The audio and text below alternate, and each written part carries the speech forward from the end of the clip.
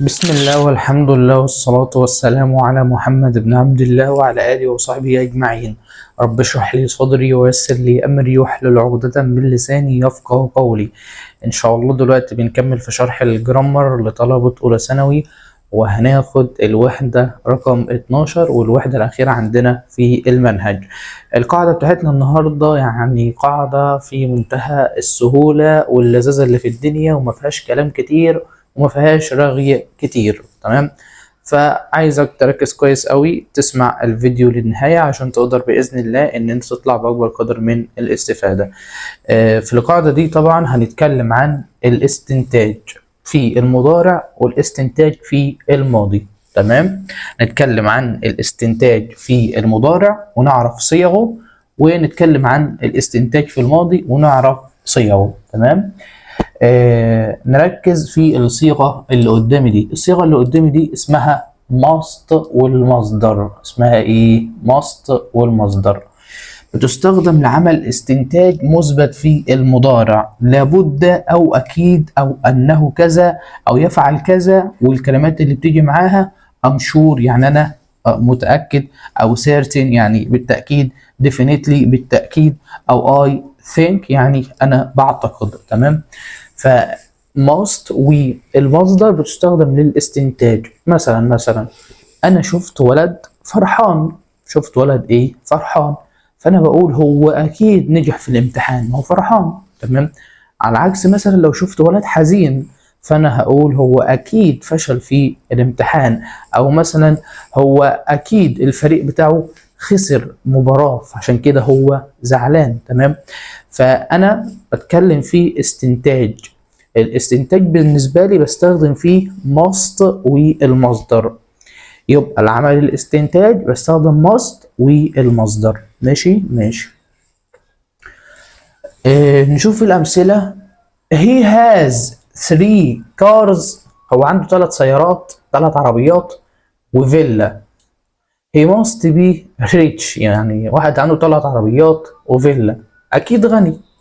بستنتج كده من خلال الجملة ان هو عنده 3 عربيات وفيلا، يبقى هو اكيد غني. تمام ماشي. ناخد المثال اللي بعد كده. علي must be happy يعني علي ان هو يجب ان هو يكون مبسوط او فرحان، يعني بستنتج ان هو ايه؟ مبسوط. he has just won a gold medal يعني هو لسه اصلا فايز بالميدالية الذهبية. فواحد فايز بميدالية ذهبية من ذهب، فاكيد هيبقى فرحان. اكيد هيبقى ايه؟ فرحان. بستنتج ان هو فرحان. تمام، المثال اللي بعد كده. نادية lived in England for 20 years يعني نادية عايشة في انجلاند لمدة 20 سنة. so she must speak English well عشان كده لازم ان هي تكون بتتكلم انجليزي كويس، عشان هي عايشة في انجلترا وكده، فهي ايه؟ اكيد بتتكلم انجليزي كويس. تمام، يبقى ده must في المضارع. must ومين؟ must والمصدر. must ومين؟ والمصدر. تمام. طيب دلوقتي هناخد برضو الاستنتاج بس في الماضي. يبقى ده كان في البريزنت اللي هو كان في مين؟ المضارع.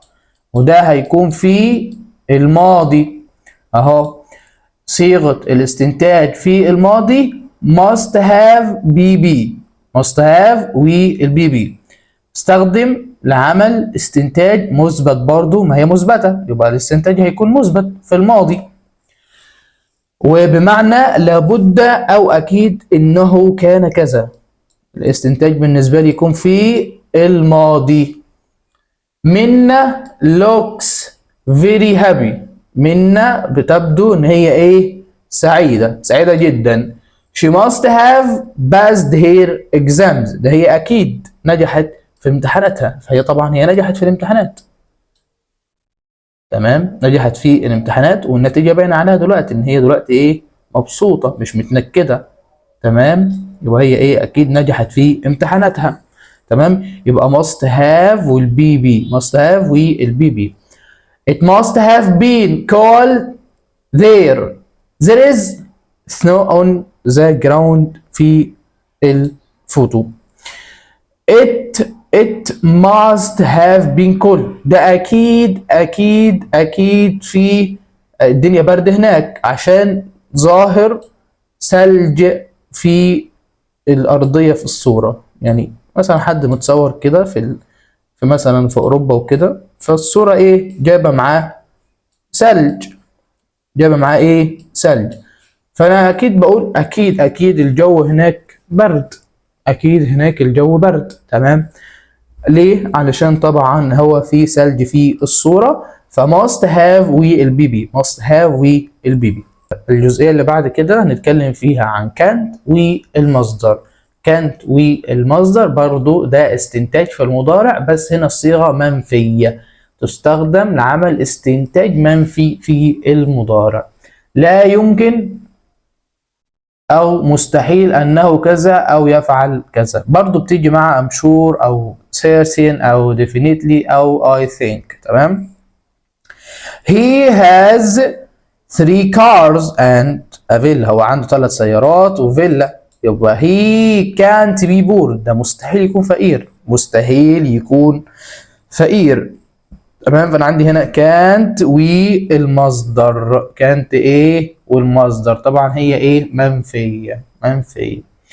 He can't be cold. He isn't wearing a jacket. يعني مستحيل ان هو يكون بردان، ده هو لابس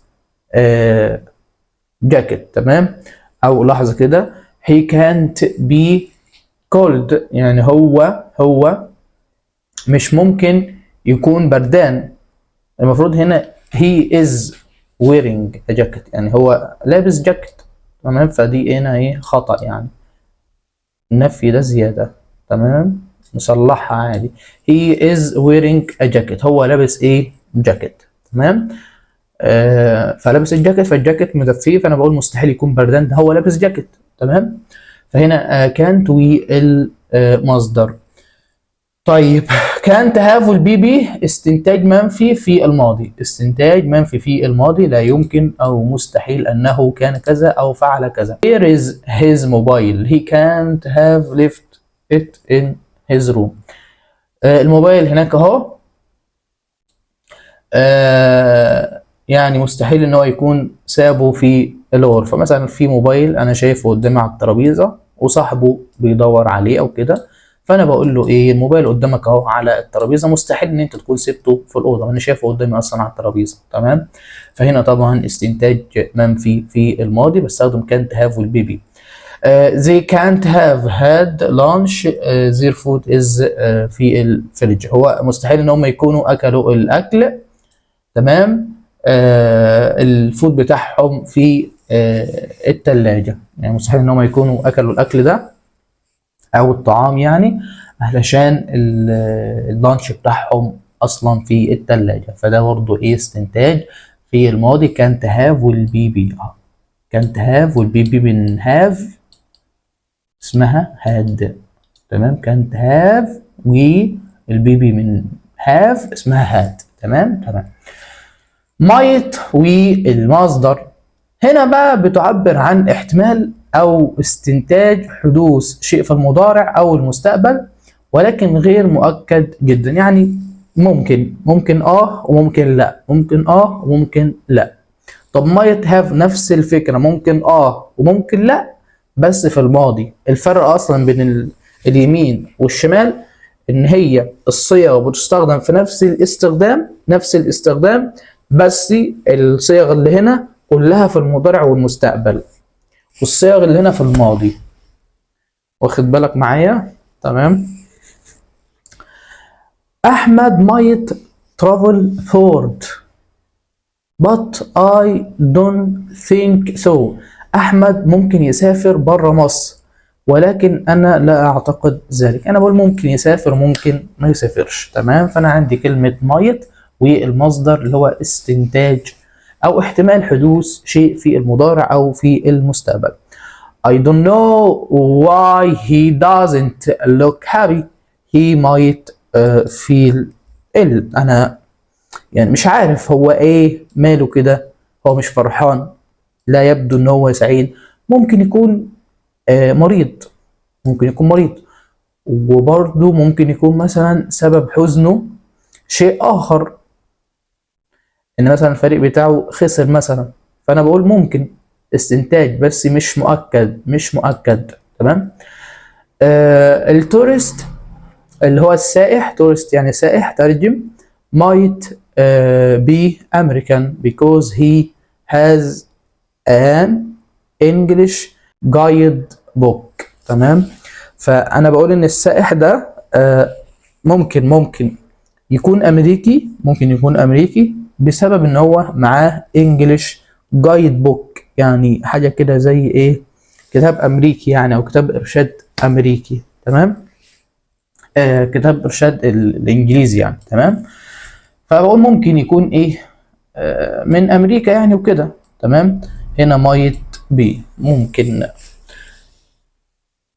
might have البي بي، might have البي بي. طبعا احنا بنستخدم might والمصدر مع I'm not certain مش متأكد، او I'm not sure برضو مش متأكد، او possible ممكن، probably احتمال، perhaps برضو احتمال، I don't know انا مش متأكد برضو مش عارف، I don't think. تمام. هنا might have بي بي، might have والبي بي برضو هنا خطأ في المذكرة، نعدله عادي مفيش مشكلة. might have والبي بي. she was late، هي متأخرة، كانت متأخرة. طبعا بيعبر عن احتمال أو استنتاج حدوث شيء بس في الماضي ولكن غير مؤكد جدا. she was late she might have missed the train، يعني هي كانت متأخرة، هي ايه، فقدت الترين بتاعها والقطار بتاعها. I don't think he won the race، أنا لا أعتقد إن هو هيفوز بالكأس أو بالسواق يعني. he might have lost it، هو احتمال إن هو خسره. تمام، عشان في الماضي. I can't find my book، أنا مش قادر إن أنا ألاقي الكتاب بتاعي. I might have left it home، أنا أكيد يعني، أو مش أكيد بقى، ممكن إن أنا إيه نسيته في المنزل. احتمال أكون نسيته في المنزل، واحتمال برضه أكون اديته مثلا لواحد صاحبي. ماشي. آخر صيغتين معانا should have والبي بي. should have والبي بي بتستخدم للتعبير عن إن شيء كان يجب أن يحدث في الماضي ولم يتم، ويعني بنستخدمه لما نعبر عن اللوم لشخص لعدم قيامه بعمل معين. يبقى should have والبي بي، should have والبي بي.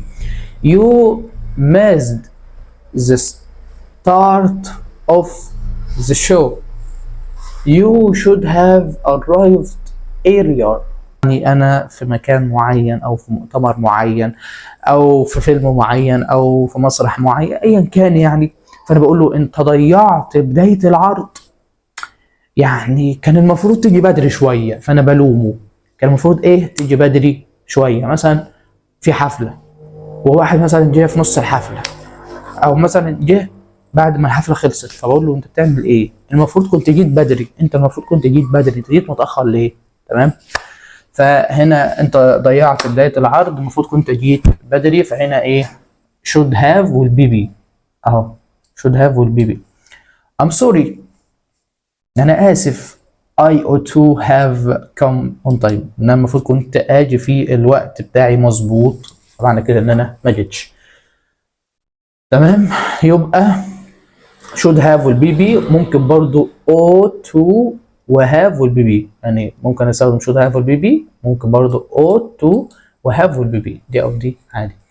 shouldn't او ought not have والبي بي. هنا بقى بستخدم التعبير عن شيء كان يجب الا يحدث في الماضي ولكنه حدث، ونستخدمه عادة عندما نوجه اللوم او الندم لشخص لقيام بعمل معين. هنا بقى shouldn't و ought not to والبي بي. شيء كان يجب الا يحدث، يعني شيء المفروض ما كانش يحصل وحصل. التورستس اللي هم السياح shouldn't have brought their coats to Egypt they won't need them في السمر. يعني بقول يعني ان السياح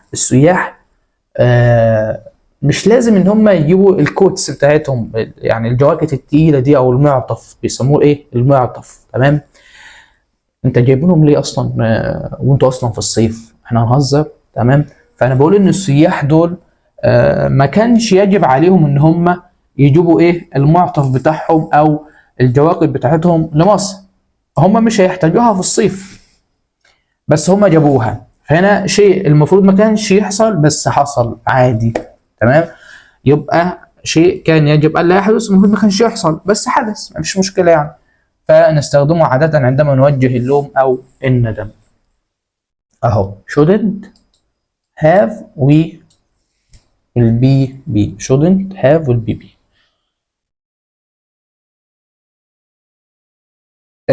You shouldn't المثال بعد كده you shouldn't have put more sugar في your tea it is not healthy. يعني بيقول له ايه you shouldn't، يعني ان انت ما كانش يجب عليك ان انت تحط سكر كتير في ايه في التي بتاعك. ده شيء غير صحي، معنى كده ان هو حط سكر كتير. تمام، انا عن نفسي بحبه سكر زياده، انا بحب السكر بتاعي سكر زياده ومفيش اي مشكله يعني. تمام، كده الحمد لله احنا خلصنا القاعده بتاعتنا النهارده جزء الشرح. ننتقل الى جزء الحل ونشوف بنحل ازاي على اخر جرامر عندنا في المنهج. طيب يلا بينا دلوقتي نحل شويه اسئله على القاعده دي ونشوف بنحل ازاي. السؤال الاول it not difficult to climb that hill there are small children at the top. يعني عايزين نقول مش صعب ان انت تتسلق الصخرة دي، ده في عيال صغيرة هناك. ففي عيال صغيرة هناك دليل ان هو بيقول لك ايه اي حد يقدر ان هو يطلع المكان ده او يتسلق الشجرة دي. تمام، فنختار مين؟ هل A ولا B ولا C ولا D؟ نختار طبعا D. كانت B، يعني مش ممكن يكون الموضوع صعب ان انت تتسلق الصخرة دي. ليه؟ عشان اصلا في عيال صغيرة فوق. تمام، صخرة مثلا صغيرة كده، فبقول مش صعب عليك ان انت تطلع الصخرة، ده في عيال صغيرة اصلا هناك على الصخرة دي تسلقوها قبلك. تمام، رقم 2 فلايت يعني رحلة الطيران. رحلة الطيران اتأخرت حوالي 4 ساعات، يعني كانت متأخرة 4 ساعات. رحلة الطيران لباريس كانت ايه تأخرت 4 ساعات، يبقى أكيد الطقس كان وحش في فرنسا. تمام، فده استنتاج في الماضي، يبقى ايه must have been. تمام، زي ما قلت لك قبل كده حاول ان انت ايه قبل ما انا اجاوب انت توقف مثلا الفيديو وتجاوب، او على السريع كده في القطها في لحظة كده قول لي مثلا هل ايه ولا بي ولا سي. تمام، السؤال رقم 3 بيقول you not put your coat on the floor now it is dirty. يعني ان هو انت حطيت المعطف بتاعك على الارض ان هو دلوقتي ايه متسخ. تمام، فانا اقول له ما كانش يجب عليك ان انت تحطه في الارض عشان انت دلوقتي ايه وسخته. يبقى shouldn't have سهله، يبقى شيء ان هو ما كانش يجب ان هو يعمله وعمله. شيء ما كانش يجب ان هو يعمله وعمله، راحت فين؟ shouldn't have. كانش يجب عليه ان هو ايه يعمل كده بس هو عمل كده. علي is not on this train. علي مش في القطار ده. he not caught a later train. هياخد القطار اللي بعد كده، احنا ممكن نستناه. we can wait for him. ممكن نستناه. تمام، فهل A ولا B ولا C ولا D؟ طبعا C مش هتنفع، دي برضو مش هتنفع عشان هو هنا في حالة اضطرار وشيء كان لازم ان هو يعمله وبعدين عمله. الحاجات دي مش عايزينها، احنا عايزين نعبر عن الاحتمالية العادية خالص ان هو ايه في المضارع هنعبر ب might we have. تمام، might have will be اهو might have will be اللي احنا خدناها فوق هنا might have اهو will be. طبعا قلنا ان احنا ايه نعدلها. زينب نقط. كانت surprised، كانت مندهشة لما هي ارت يعني فازت بالارت كومبيتيشن، فازت بالمسابقة بتاعت الشعر وكده او بتاعت الفن. تمام. she didn't think her painting was very good. هي ما كانتش متوقعة ان البينتينج بتاعها كان حلو قوي. تمام. هل نختار A ولا B ولا C ولا D؟ must have been. must have been صح. must have been استنتاج مؤكد في الماضي ان هي فازت، ان هي كانت مندهشة قوي. هي ما هي فازت، هي ما كانتش متوقعة ان الرسمة بتاعتها حلوة كده. تمام. there is a lot of traffic، يعني في ازدحام مروري في الرودز، في الشوارع النهاردة. so لذلك نقط ان احنا اكيد هنتأخر. must have been late، اكيد هنتأخر. يبقى رقم 6 must have been. must have been صح كده. الفوتبول بلايرز، لاعب كرة القدم، بيبدو ان هو حزين، يبقى اكيد هو خسر. اكيد هو ايه؟ خسر الماتش، يعني ما فازش بالماتش. تمام. he can't have. ما فيش غيرها اصلا ينفع عشان هي اللي منفية. he can't have won the match. تمام. هو كان يبدو ان هو حزين، يبقى اكيد هو ما كسبش الماتش ده. مفيش غيرها ينفع. سامي is feeling ill. سامي حاسس ان هو عيان. I think انا بعتقد ان هو not to see a doctor. يعني هو بيشعر ان هو مريض. انا بعتقد ان هو ايه؟ يشوف الدكتور. رقم 8. تمام. هنا طبعا في كلمة to، فنركز. طبعا must مش هتنفع.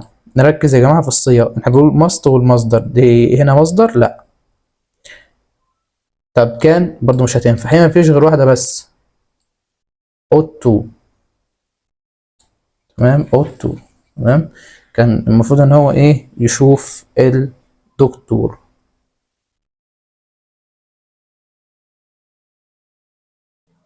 تمام.